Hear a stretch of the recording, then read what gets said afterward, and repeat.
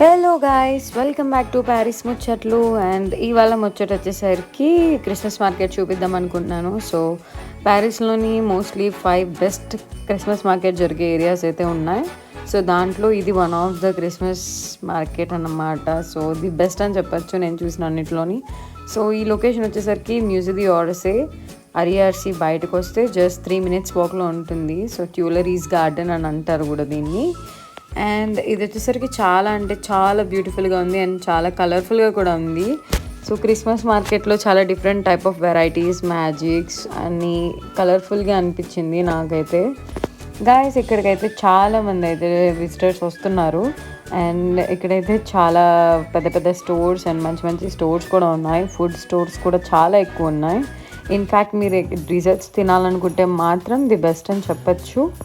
And also ఇక్కడ నుంచి చూడండి ఎంత బ్యూటిఫుల్గా పడుతుందో, మంచు పడుతున్నట్టు. అండ్ పిక్చర్స్ అయితే చాలామంది క్లిక్ చేసుకుంటున్నారు.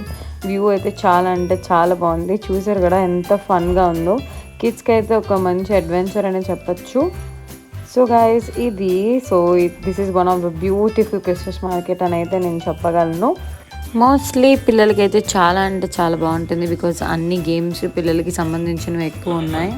అండ్ పెద్దవాళ్ళు కూడా ఎంజాయ్ చేయొచ్చు. మంచి మంచి అడ్వెంచర్ స్పోర్ట్స్ అయితే ఉన్నాయి, లైక్ పెద్ద పెద్ద రంగులు ఆటం అనుకొని చాలా. So this is what. Thank you for watching Paris ముచ్చట్లు.